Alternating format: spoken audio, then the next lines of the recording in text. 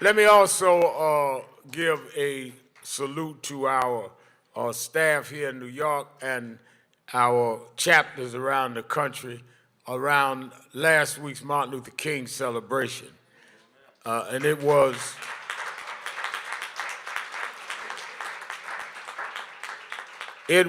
a mixture of challenge and celebration. Celebrating not only the life of Dr. King, but celebrating the holiday. You know, a lot of people just take things for granted. And sometimes you need to stop and pause and look at what you're looking at. Longer as you take things for granted, you will not appreciate it. Every once in a while, that's why they have Valentine's Day, so y'all won't take each other for granted too long. So you gotta start whispering sweet nothings in folk ear.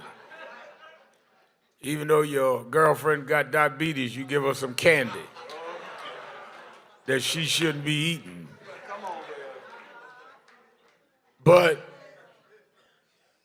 the King holiday in itself was a result of a movement. When Martin Luther King was killed, April 4, 1968, there was a poll the day before that had said that Martin Luther King was seen in the negative by 55% of black folks. I want y'all to get this now. 55% of black folks was anti-Dr. King. April 3rd, 1968.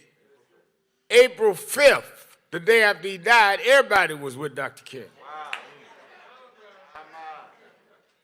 I remember growing up in Brooklyn, and many of you know my story. My mother was afraid I was going to leave the church because when I was about 11 and 12, Father had abandoned us. We had to move to projects in Brooklyn.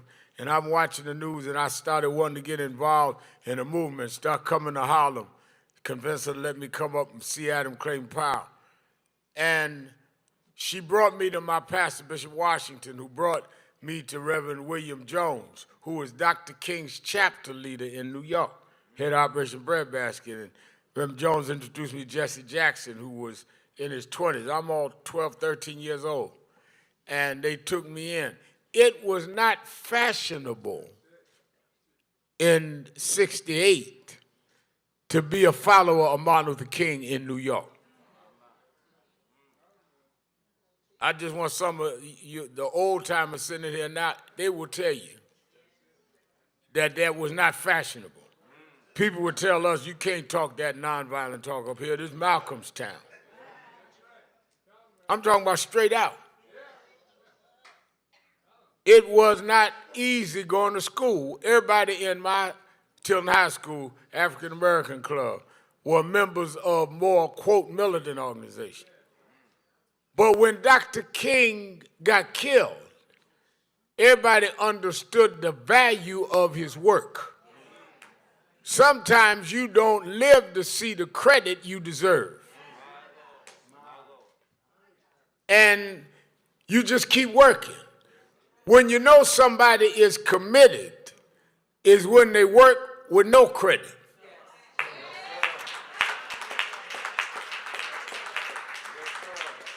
When you know somebody is born to do something is they do it when nobody's patting them on the back, when nobody paying them no mind. We then started rallying saying we need to make a federal holiday after Dr. King. Mrs. King, Stevie Wonder, Congressman John Conyers out of Detroit, Michigan, started leading a drive just to have the holiday. Why? There was never a federal holiday named after a black man or woman in the history of this country. Not one. You had, when I was growing up, you had Washington's birthday and Lincoln's birthday. and on and on. Now they just collapse it together, President's Day. And I tell Martin III all the time, if we don't continue to rally around Martin Luther King Day, they'll collapse it into Valentine's Day and call it Love Day.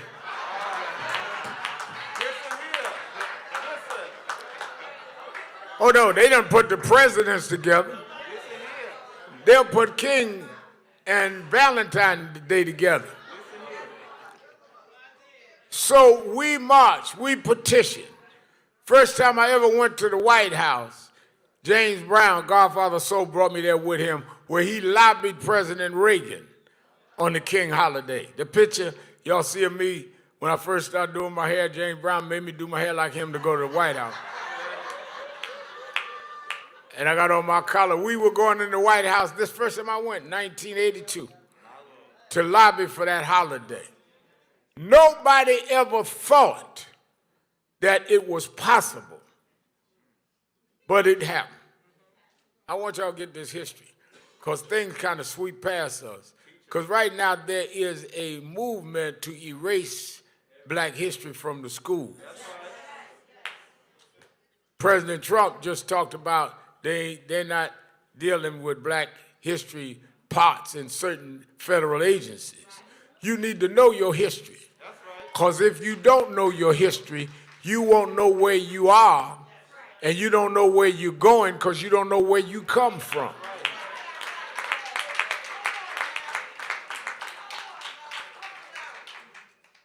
J. Edgar Hoover and Ronald Reagan had called Dr. King a communist, called him names. But because people rose up, black and white, we made them give us a federal holiday. Can you imagine? Just think about it. In Birmingham, Alabama, where Dr. King was put in jail fighting for a Civil Rights Act that you enjoyed. For the Civil Rights Act of '64, it was law that you couldn't use certain bathrooms. It was law you couldn't eat in restaurants. It was law that you couldn't go in certain neighborhoods. I'm not talking about it was the custom. It was the law. They went to jail. They took dog bites. Some were killed to give us the right to vote. They put King in jail in Birmingham, Alabama. But can you imagine now the grandchildren of those that put King in jail got to stay home on Martin Luther King Day?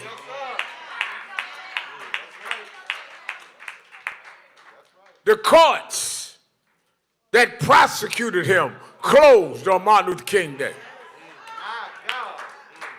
The FBI that called him a communist can't come to work on Martin Luther King Day. This is not just a day off, it's a day to celebrate. If we stand up for something, we can get something done.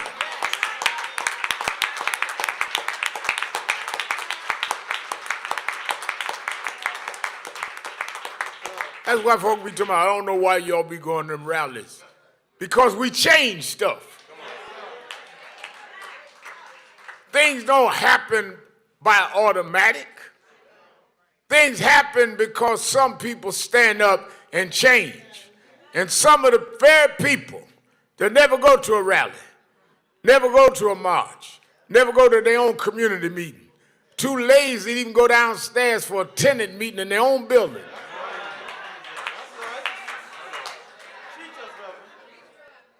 But they benefit from it. They're the first ones want to know when is the meeting. Why didn't y'all do something for me? Why wasn't me in the meeting helping do something for us? So that's why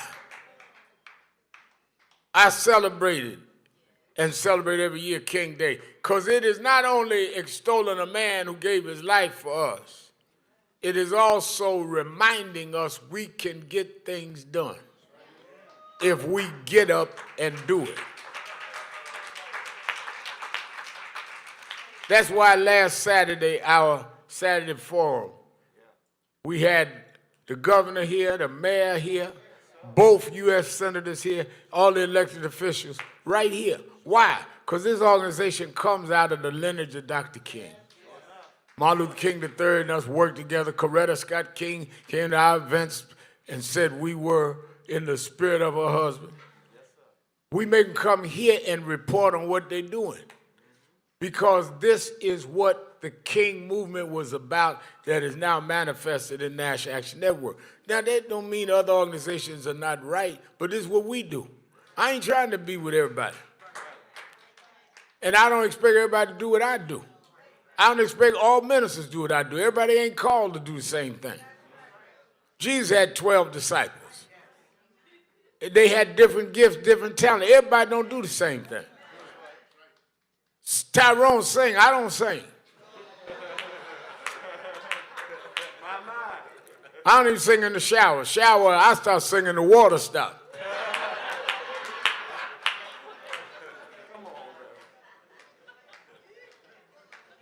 Know what you do. So on King Day, we had them come and say, this is what we do. Governor on down. I don't care what's on your schedule. You got to come here this weekend, right? Now, then we went to Washington. And one of the reasons why I was so happy to see people from around the country, people took buses, and it was bitter cold. It was one of the coldest days that I've witnessed. But we came anyhow with the MAGA people all over Washington. Everywhere I looked was MAGA people. Because Trump was being inaugurated the same day. But they had to tell the story that night on the news after they did the inauguration. But on the Northwest, hundreds of people gathered to raise King's, not only King's name, but what King stood for and what we are fighting with diversity, equity, and inclusion.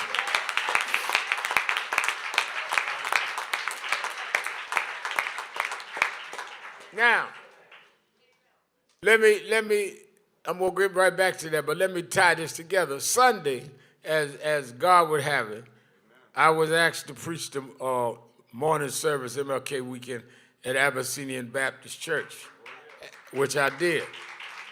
And many of you came, and Reverend Johnson, the pastor, invited. It was a very good service. Sister Butts, widow of Calvin Butts, all was there and was happy for the reconciliation. Adam Clayton Powell was the first hero I watched on TV and got to hang around him as a kid. And he was a pastor of that church. His daddy built that building. But I say all that to say where it tied in is that Martin Luther King became known in the national discourse in 1955 with the Montgomery bus boycott. Rosa Parks, a seamstress, diminutive woman in Montgomery, sat out in the front of the bus, which was against the law. And the bus driver said, "Didn't you read the sign? Blacks to the back." And she would not give up her seat. He called the Montgomery police. They arrested her. Why am I stressing that? It's because in this age of Trump, you need to understand they will change the laws. When he's talking about changing the law now about birthright citizenship, it's changing the law. And once they change the law, they have the right to incarcerate you, arrest you, and do whatever. So what Dr. King did, all of y'all super duper militants, it was nothing more radical in the South in 1955 for blacks to stand up against the law. Y'all talking about they were singing and swinging. They was fighting the law. Hello. Now, when they started that meeting after Rosa Parks had gotten arrested, it was black churches that met Bishop Green and said that we are going to do what? We are going to boycott. We can't change the law. We ain't got no people in the Alabama state legislature that's going to change the law. We don't have anybody in the Montgomery City Council to change the law. But we don't have to participate by giving our money to support an unjust economic arrangement.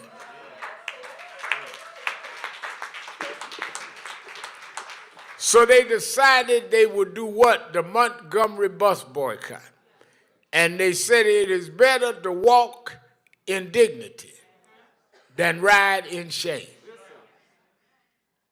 Some carpooled, some walked, but none of them would spend $1 to get on the bus.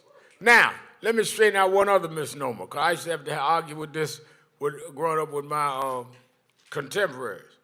The objective of the civil rights movement was not that we wanted to sit on the bus next to white folks or to go to the toilet next to white folks. The objective was, if we're going to spend the same dollar to get on the bus that you spend, we're going to have the same option to sit where we want to sit.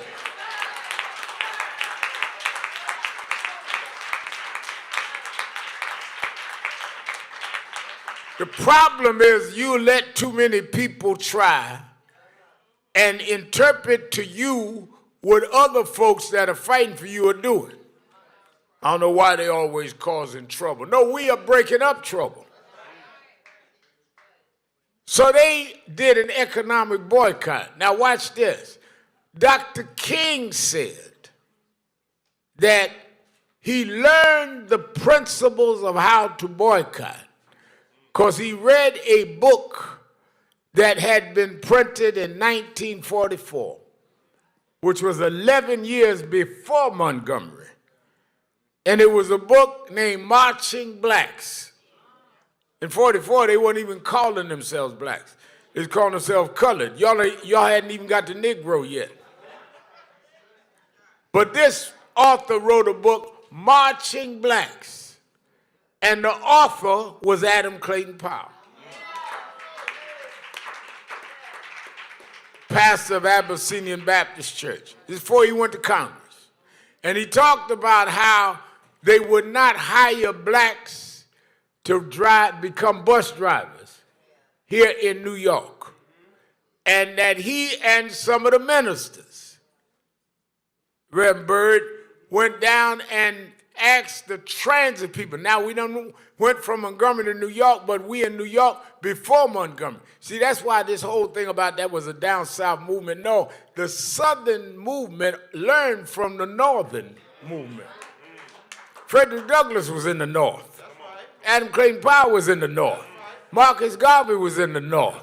But you all think y'all, because y'all didn't have an accent and kept your chitlins at home and only had a hamburger at job, that you more clear up and more polished than folk down south.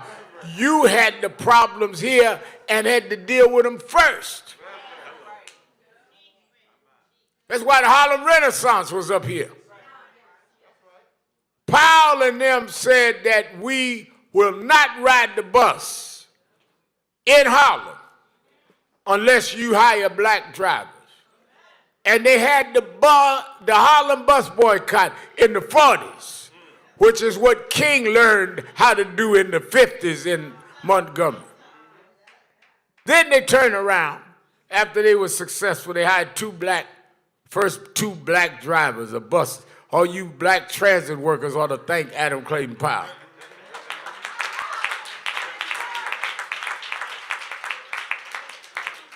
Then they had the victory there. They said, all right, we want blacks to work at Con Edison. There was no blacks at all that worked at Con Edison, though we had to pay our utility bills. This is a book now. This is all in the 40s, right here in New York, in the Big Apple, where y'all can't get a bite.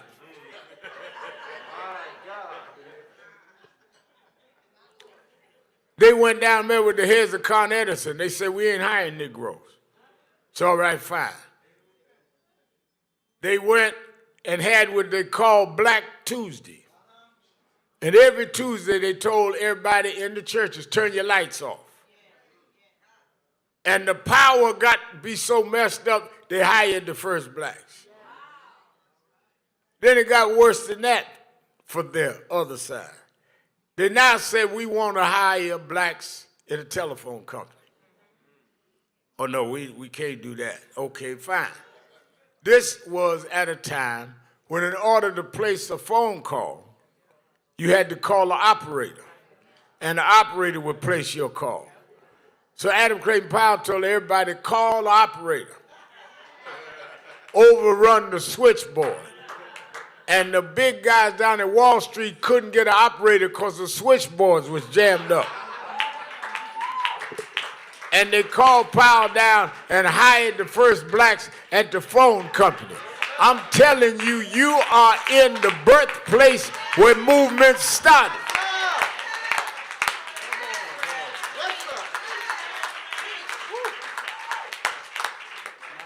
So it was with all of that in mind that I went from Adam Clayton Powell's pulpit to Martin Luther King's holiday, because it's all connected. All connected. Then I look at Donald Trump, sworn in as president. First thing he did was said, I'm signing some executive orders, and I'm going to pardon some people. Now, I want y'all to get this around the country. Dr. King was criticized and in some places praised for nonviolence. Is that right? Yes. People call him a prince, apostle of nonviolence. Why would you not be insulted that on the day that we celebrate Martin Luther King's birthday, celebrate his day, that a president would pardon people that beat policemen and officers and spread feces in the offices in the Capitol on King Day? He couldn't even wait to the next day. He desecrated Martin Luther King's day and what he stood for. That's why we had to go to Washington.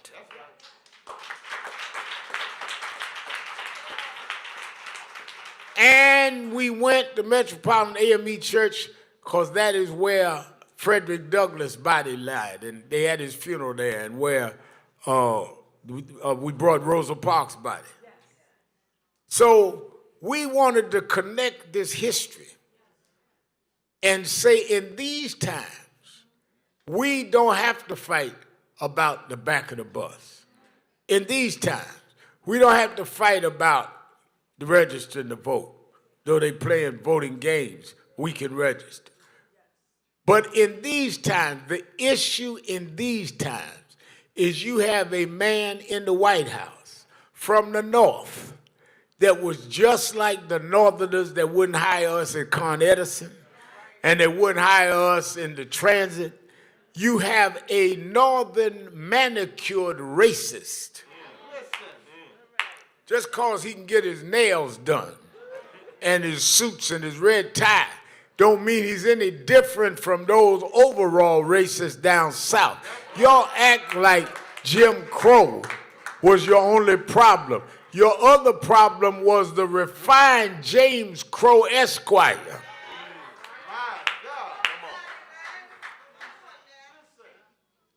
That is operating in the North. And we knew who Trump was.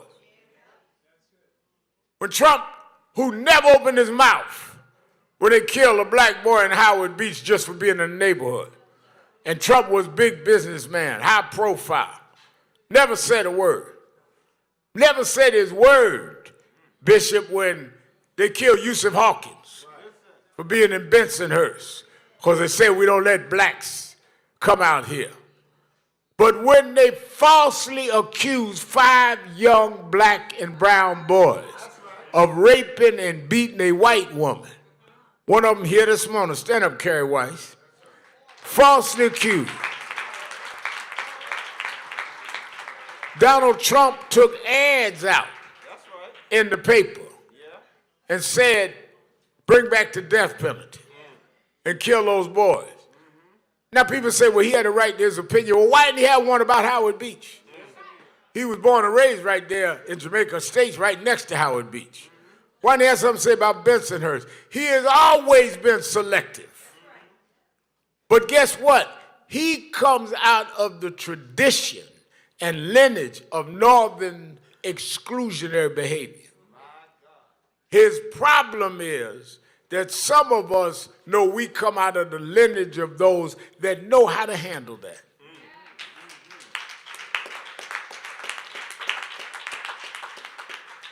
That's why, secondly, he closed the Civil Rights Division of the Justice Department. He ain't been president now but 5 days. He ain't even been there a week. He done closed the Civil Rights Division in the Justice Department. Closed DEI, diversity, equity, and inclusion. And pardon all these thugs. All of this in 5 days. Now, diversity, equity, and inclusion is a next step from affirmative action. Why National Action Network has taken the lead on fighting this is that they started talking about DEI after the killing of George Floyd.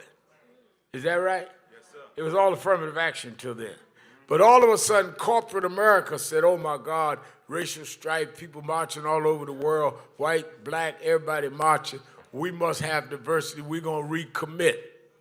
Now, we were the ones out front of George Floyd. I preached every funeral of George Floyd. We did the biggest march in Washington, 200,000 people in a pandemic.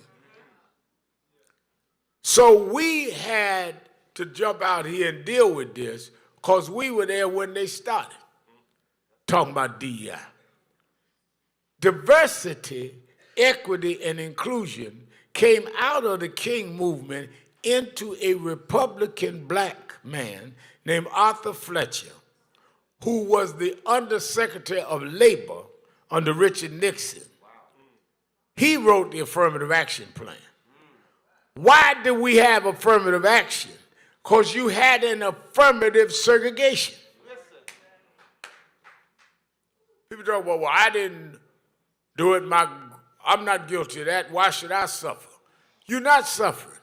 Your grandparents set a system up where if we were in a mile race, they started a quarter mile up, ran a quarter mile and passed the baton.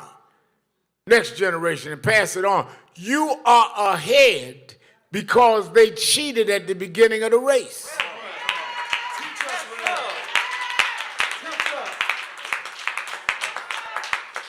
You ain't there because your granddaddy could run faster. You ain't there because they were smarter. They cheated at the beginning of the race. And affirmative action is to make up the yards that y'all stole from us.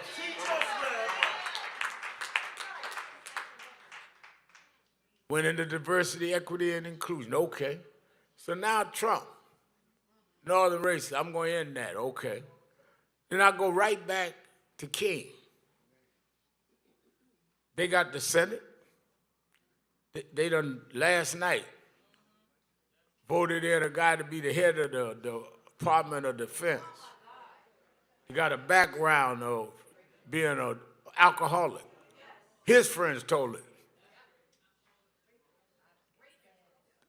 Background of sexual harassment. Never ran nothing. Was a Fox TV host on the weekend. Put him over the Pentagon. So they got the Senate.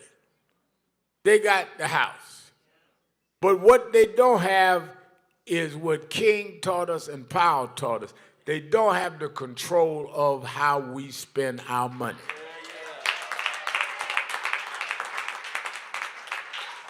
I don't care how many votes you take. You can't tell me I got to shop where there is no diversity, equity, and inclusion. You can't make no law to force me to buy from folks that don't respect me. I work too hard to get my dollar to give it to some bigot that does not want to respect my community.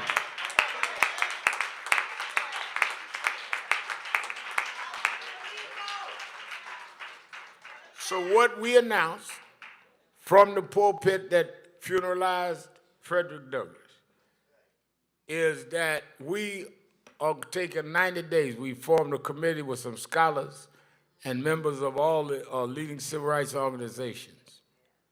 And we are studying which companies we're going to start with. Why you going to study, Red Mal? Because boycotts, that's why I ran you the history. I come out of it, I grew up in this since I was 12 years old. Boycotts have to be effective, or you're going to hurt more than you're going to help. If you bite off more than you can chew, you're going to end up throwing up. Yellow. You know something about that, Tony? About the throwing up part. You always take what you can handle. So we're going to make sure we get the company that has the largest consumer base in the black community and has the smallest margin of profit. So when we call a boycott 90 days, that'll be in April around our convention time, we know that if we don't have, because some of y'all ain't never going to be right. So if 30% of their consumers are black and they operate off a 3 or 4 point margin of profit, we ain't got to stop 100% of y'all. If we can stop 20% of y'all, he will be in the red, and the question is how long he can stay in business in the red and how long we can boycott. And if we make 1 or 2 examples, the big boys will fall in line because they'll hear us coming, because we'll get more strengthened and enthused as we go. There's a strategy to this. And at the same time, those that will stand with us, we're going to stand with them. So some of them that come out and say, wait a minute, we're going to keep diversity and equity and inclusion. We don't care what y'all say. It's good business to have diversity. And one of the first major ones was Costco.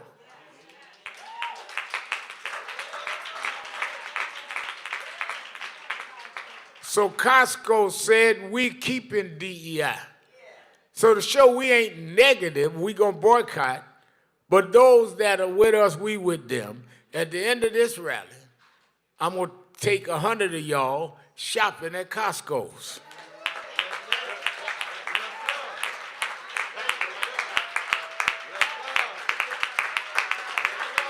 I'm gonna shop with folks that stand with us.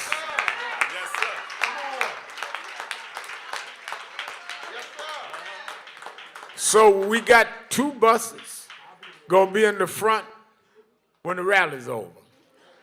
And I got some cards, some gift cards. Because some of y'all, I know Tony, gonna say y'all ain't got no money.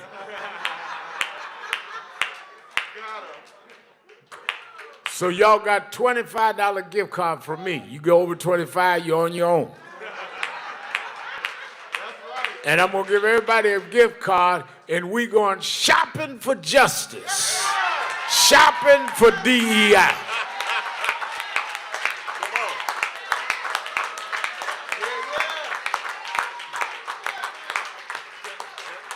That's why they call this the National Action Network.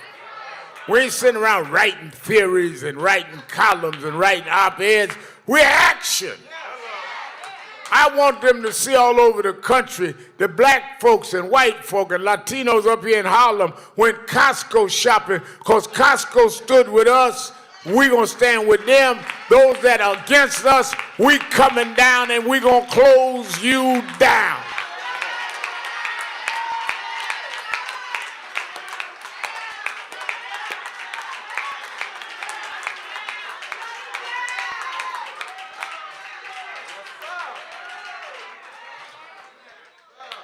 Just like he talking about birthright citizenship over.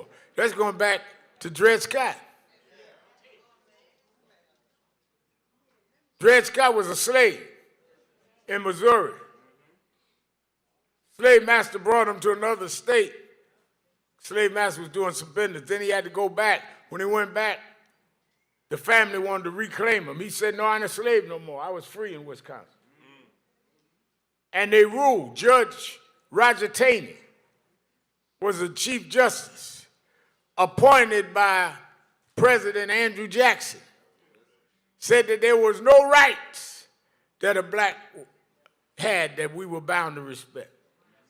Andrew Jackson was the only president that for the first time his picture was hung in the White House, in the Oval Office, on the first term of Donald Trump. Nobody ever asked Donald Trump, why you hang Andrew Jackson's picture? Lincoln in here, Washington here. This was the guy that tried to rob us of our right. To deal with birthright citizenship is to undo what we got in the 14th Amendment after fighting from Dred Scott. Trump knows who he is and knows the lineage he comes from. The question is, do we know who we are? We're the lineage of Frederick Douglass. We're the lineage of Harriet Tubman. We're the lineage of Sojourner Truth. We're the lineage of Martin Luther King. Trump can stand up for his line of thought. We're going to stand up for ours. Let me tell you something about lineage, and I'll let you go. Even everybody in the Bible was connected to the lineage that they came from, whether it was blood or whether it was prophetic. No prophet in the Bible, no leader in the Bible operated outside of the lineage they were called in. Bishop Green, every prophet in the Old Testament said, I come in the name of the God of Abraham, Isaac, and Jacob. You little do-it-yourself Microsoft prophets that jump up, pop up out of nowhere, that's not connected to nothing. You can't be trusted because you're not connected. Even when Jesus came, the Bible, first chapter, St. Matthew's first chapter, took Jesus' lineage back to David. Is that right? Showed the connection. If they had to connect Jesus, who do you think you are? Jesus went to the water and bowed to John the Baptist. He didn't come and say, John is old school, I'm the new thing. He told John, baptize me. John said, I'm not worthy. He said, suffer it to be so. You that are not connected need to get out the pulpit.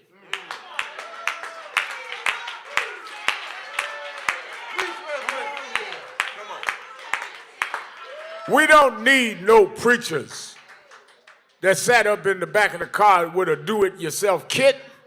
We need some folks that have been bathed and watered in the blood of using the prophetic tradition to stand up and tell the truth in season and out of season.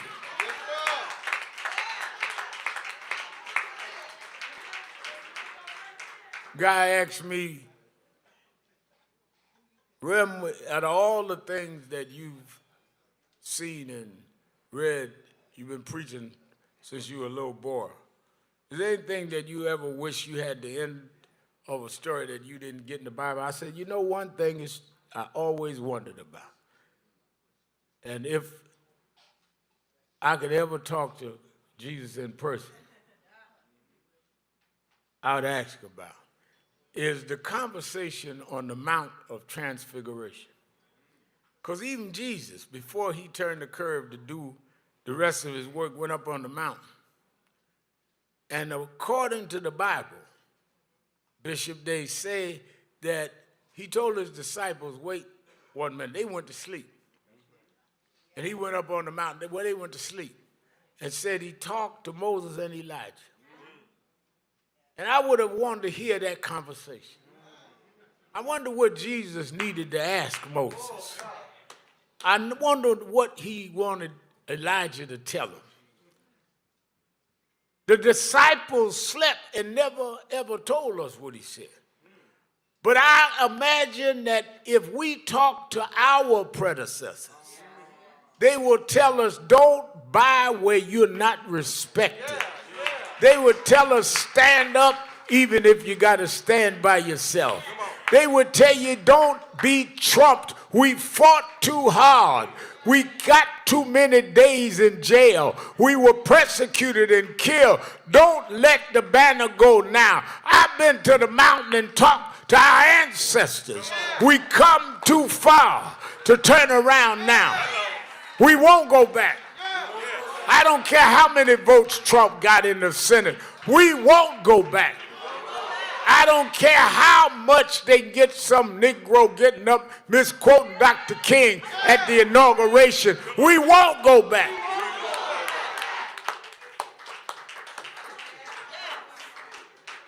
But in my imagination, I think Moses told Jesus, don't worry. Your father will make a way. Your father will guide your feet. I know you may have to face the cross, but don't worry. Because I stood at the Red Sea. And let me tell you something about that standing at the Red Sea. God didn't move the sea. He just divided the waters. Some of y'all praying for God to move the sea. No, he ain't going to move Trump. He just going to divide the waters. And we're going to walk through Trump in dry land. Because the Lord will make a way for his children. God will make a way for his children. God will make a way for his children. He walks with me. He talks with me. He tells me I'm his own. I'm not afraid. I have no fear. Because the God I serve is still on the throne. Yes. Yes. Yes.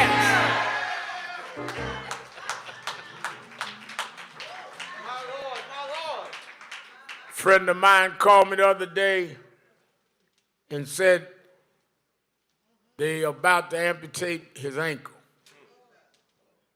Said, I would be marching with you, Reverend, but I can't walk. We come up together in Brooklyn. Another friend of mine struggled with another infirmity. Somebody else called and said, I'm broke. Can you lend me some money? And we all come up together. And I thought about God don't bless you to be a little better than somebody else for no reason.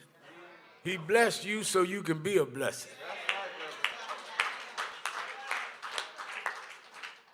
And that's why you ought to be thankful.